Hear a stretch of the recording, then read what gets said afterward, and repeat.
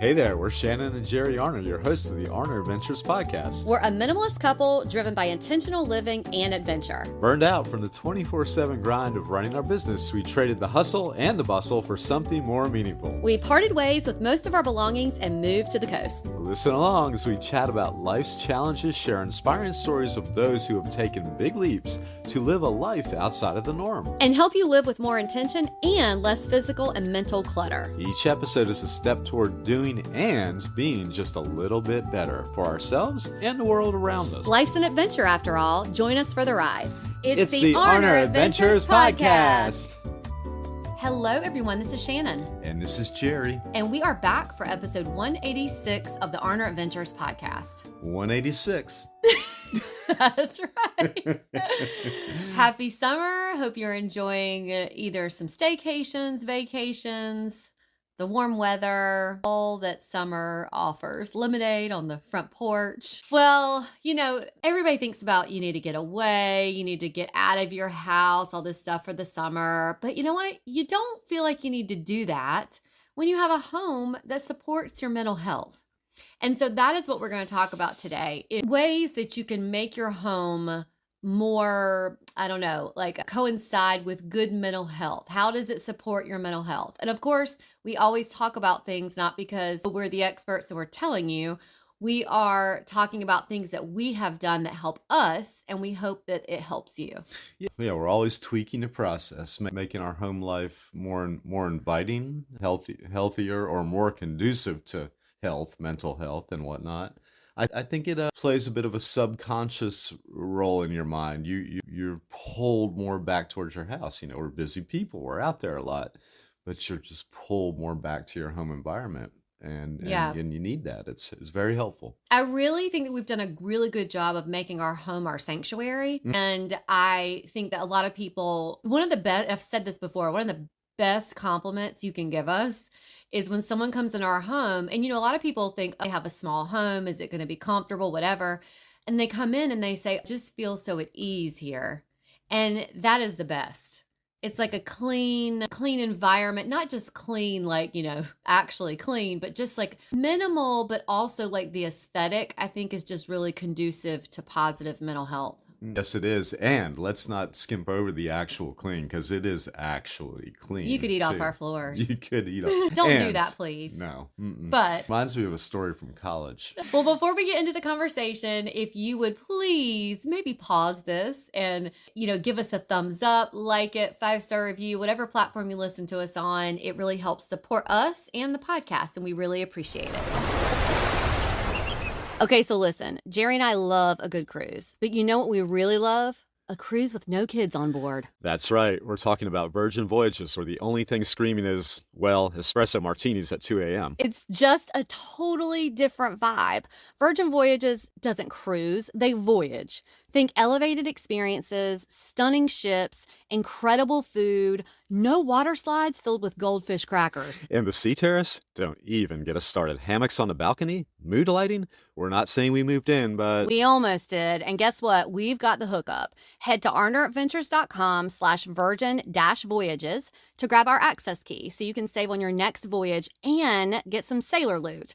That's onboard credit to spend on drinks, spa, tattoos, or whatever floats your yacht. And while you're there, grab our free Virgin Voyages bar guide. Yes, free. It'll tell you exactly which bars are worth visiting, what to order, and where to find them on the ship. You'll be an expert before you even embark. You want to sail like a pro? We've got you. Again, that's arneradventures.com/virgin-voyages.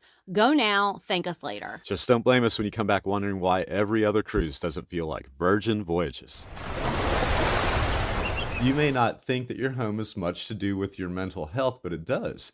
Our home used to feel like it was working against us. We had a lot of stuff. There was a lot of background noise. And when I say noise, I don't mean actual physical noise. I just mean busy. Yeah. It was always humming, a reminder of things we hadn't done yet staring at us from every room. And that, that can clutter your mind. That makes you want to sit down and we'll get back to that.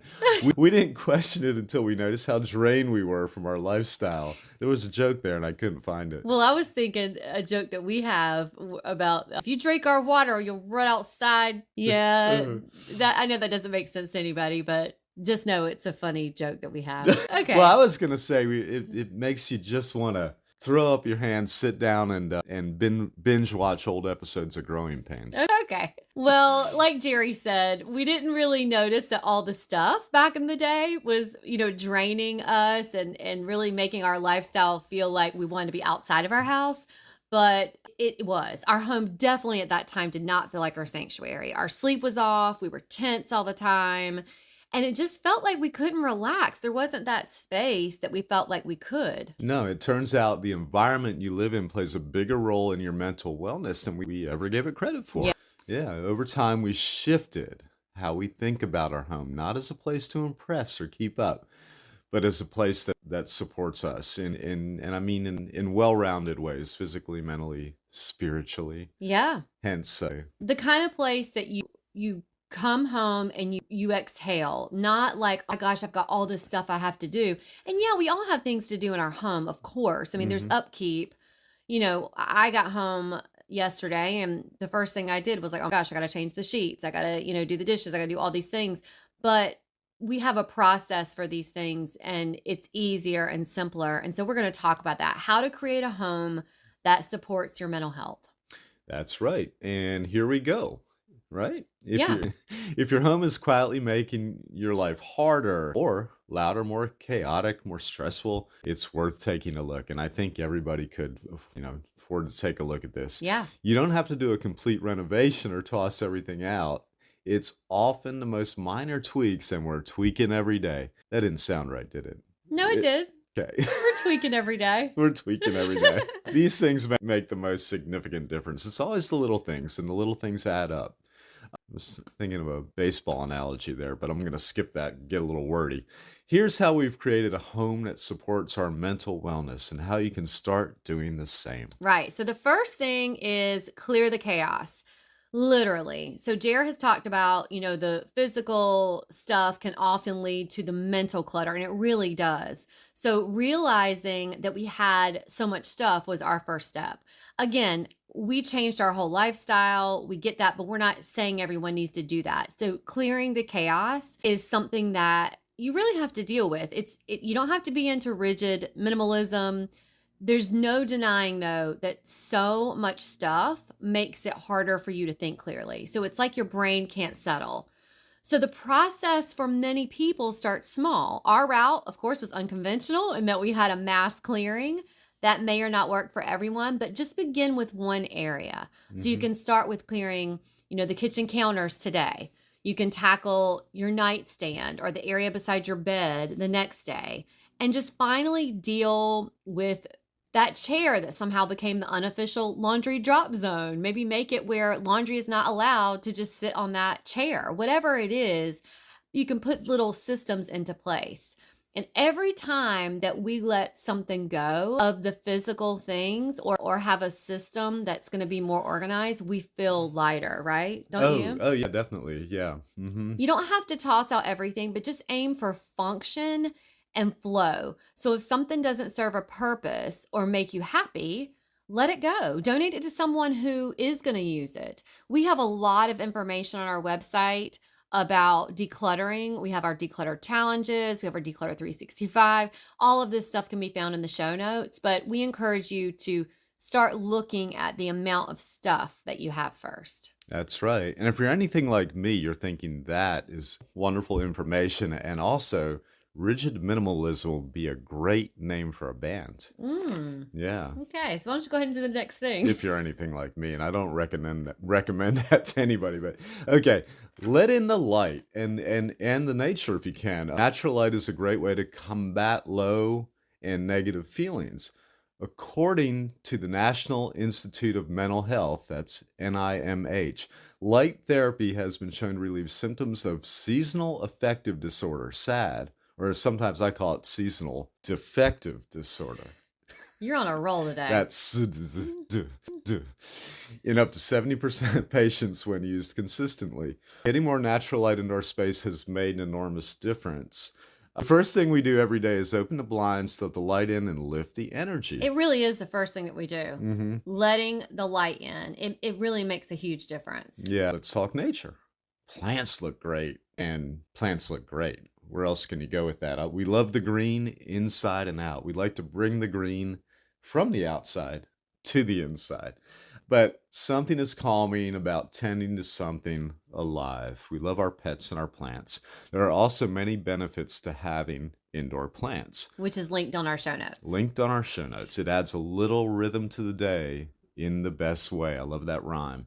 Even just one low maintenance plant by your sink or work area can shift the vibe. Shifting the vibe is just the way I live my life now. If real plants aren't your thing, I know I'm embellishing a lot. If real plants aren't your thing, photos of nature or a natural view from a window can offer some of the same benefits. Yeah, there are some people who work in offices all day and some that don't have windows, right? Or they're in a cubicle. And, again, these studies that we've looked into show that if you put like a picture of the ocean or a picture of a forest or something of a natural view, like Jerry said, it really can help you with some of those benefits. Yeah. Don't ever underestimate the power of green things. Yeah, I would say that that's a motto for our lives. So the next thing is be intentional with scent and sound.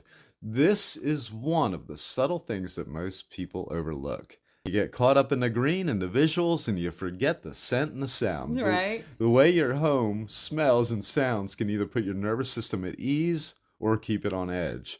We use Southern Oak Artisan handmade soy candles with lavender in the evening and citrus during the day. Yeah, and that's sort of a summary thing. We sort of make it more of a cozy scented situation in the winter or the fall, like pumpkin, or they have the lemon bake, some of those. But yeah, there is something about cozying up your space even in the summer with candles we love. And those scents do play a big role with calming and being more at ease in your environment. That's right. That's a great way to cozy up the space. Sound-wise, we love calm playlists or just turning everything off and letting silence take over. I've found that a lot too because I always sort of gravitate towards music.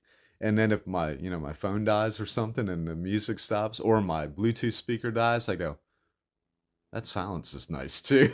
It is nice. Yeah. I was in I'm sort of trying to get out of that now. I was in a habit of when I'm here by myself, always having something on.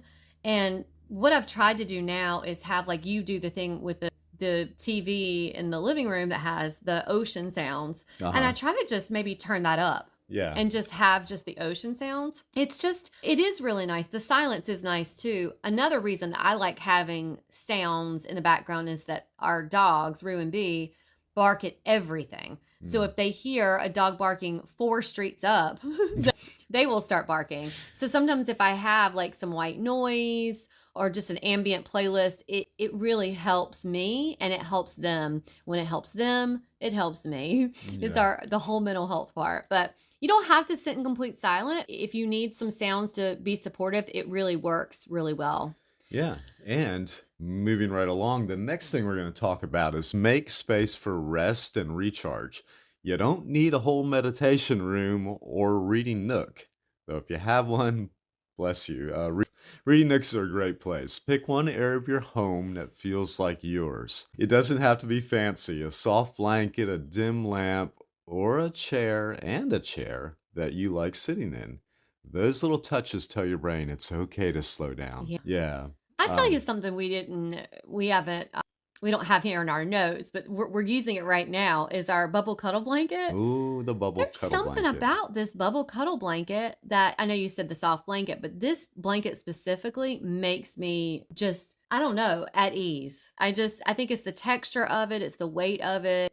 It just makes me feel cozy. Yeah, I can't think of anybody who wouldn't be put to ease by this cuddle blanket. Yeah. So whatever it is for you, but for your space, designate an area. It can really serve as a quiet reminder that your rest is really important, Yeah. So the next thing, look, it's your home, your rules. So one of the most significant shifts that we made was getting really honest about what we need, not social media trends, not what some interior designer says really works in your space. For us, it's things like keeping technology out of the bedroom. It's really helped with our sleep, our boundaries. We've talked before about how we put our phone to sleep at night, in a separate room away from us. We stopped styling rooms around, the Pinterest boards and started asking, like, does this make us feel good to be here? If there are some Pinterest boards or even like different books that you might like stylize your home where a stack of books beside the bed is really cozy. To me, a stack of books beside the bed makes me feel really anxiety ridden.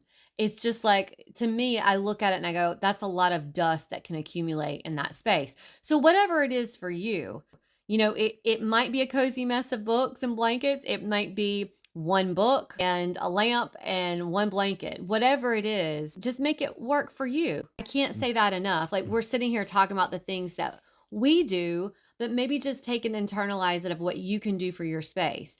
Be mindful about what works for your nervous system, not what trends are telling you to do or not what we're telling you to do. And let me just say, Shannon never walks around to my side of the bed because a cozy stack of books absolutely fits my sense of comfort. And I Yes. realize when it's getting out of hand, and I sort of thin it out a little bit and put it back in its proper bin space Yeah, and it and looks like off the floor. sometimes it looks like it snowed over there with all the dust. Yeah, the books and I know it can accumulate dust, and that's not a good thing in our house. Let's move along to our next heading here. Small tweaks, big impact. You don't need a total home makeover to feel a shift. A few tiny changes can go a long way. Here's what helped us. Crack a window, even if it's a bit cold out. I love cracking a window when it's getting a little bit cold, Me especially in the too. beginning of fall, not beginning of spring because we can't afford the pollen intake, but especially the beginning of fall, man, when you first feel that little bit of cold in the air. So now another one that really works for me. Switch out harsh light bulbs for something warmer. I do not like overhead lights or harsh lighting. I like the natural light, don't like the artificial. So I got to be careful with that. I want something warmer and softer. Yeah. Clear off just one surface you've been avoiding. Just do the first one and then you'll say, that looks good. Let me try the other one. Yep. But it's always just about finding a starting point. Add a plant, real if you can swing it, faux if that's more your speed. Play a playlist that calms you. And I mean, that sort of, everybody has their own idea of that. Usually it's something softer, but hey, sometimes people are calmed by something that's a little bit more upbeat and faster. So whatever does it for you. Light a candle at night, and in our case, a dozen candles instead of scrolling. It's really less about the aesthetics and more about how your space makes you feel. If it helps you breathe easier, it counts. Like, whatever works for you. Your home should help you heal. It should be the place. What is it when you're healing? You're convalescing. Yeah. If you're not feeling well, and I can't imagine not feeling well or being sad and not being able to come home and feel really good, feel like I can convalesce, Yeah. feel like my home has my back. Mhm. No pressure, no performance, just a spot where you can just fully exhale. When your space feels good, everything else is just easier to handle. Like, stress wise, physical thing, whatever it is. It's not about making things perfect. It's about making things feel right for you. And, hopefully this helps you. Hopefully some of the things that we talked about, if you're not sure where to start, start with the declutter challenge. Just start Mhm. with one thing a day that will help you get rid of things, physical, mental, digital. And, until then, just again, take one small step, whatever it is. Your future self and your nervous system is going to thank you. Yeah, that's right. Yeah, and just to add on, we often just think of convalescing in the physical terms. But another thing is, it's just kind of a fun word to say and challenging for me, convalescing. I think convalescing in the physical and spiritual sense is a good thing to think about. Yeah. Take your time for a spiritual and a physical convalescing period. That is your challenge before next week. Take a convalescing, period. If this episode resonated with you, or if you know of someone who would benefit from what we talked about, please share it with a friend. It's a great way of supporting the podcast, and we really appreciate it. Another way of supporting the pod is by leaving us a 5-star review or rating on the platform you are listening to us on. And go ahead and hit that subscribe button. That also supports us. You can always find us, the show notes, and sponsors who support the podcast at arneradventures.com. And until next time, enjoy the journey you're on. We're wishing you lots of adventures. Bye-bye.